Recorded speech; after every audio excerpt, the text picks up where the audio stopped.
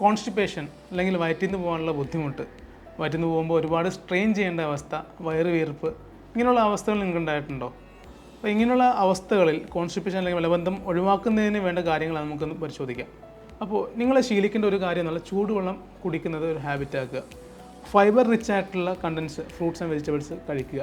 2, 3 ചൂട് പാലിൻ്റെ ഉപയോഗം. രാത്രി കിടക്കാൻ നേരത്ത് ചൂട് പാൽ നിങ്ങൾ കുടിക്കുക. ഓട്സ്, ബനാനാസ്, ഇനി മീറ്റ് ആവശ്യമുണ്ടെങ്കിൽ ആടിൻ്റെ മീറ്റ് ഉപയോഗിക്കാം. മുട്ട ശീലിക്കുന്നവരാണെങ്കിൽ താറാവിൻ്റെ മുട്ട ശീലിക്കാവുന്നതാണ്. കോഴിമുട്ട മാക്സിമം ഒഴിവാക്കാൻ നോക്കുക. ഇനി എന്തൊക്കെ ഒഴിവാക്കണം? ഫ്രൈഡ് നോൺ വെജ് ഐറ്റംസ് ഒഴിവാക്കുക അല്ലെങ്കിൽ ലിമിറ്റ് ചെയ്യുക യൂസേജ്.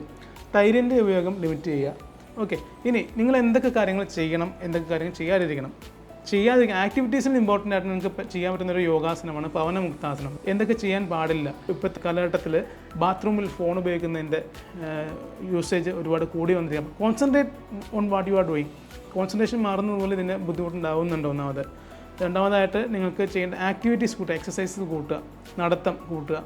അപ്പോൾ അങ്ങനെയുള്ള സെഡൻറ്ററി ലൈഫ് സ്റ്റൈൽ ഒഴിവാക്കുന്നത് വഴി ഒരുപാട് ബുദ്ധിമുട്ടുകൾ ഇങ്ങനെയുള്ള കാര്യങ്ങൾ ശ്രദ്ധിക്കുന്നത് വഴി നിങ്ങൾക്ക് മാറ്റിയെടുക്കാൻ സാധിക്കുന്നതാണ്.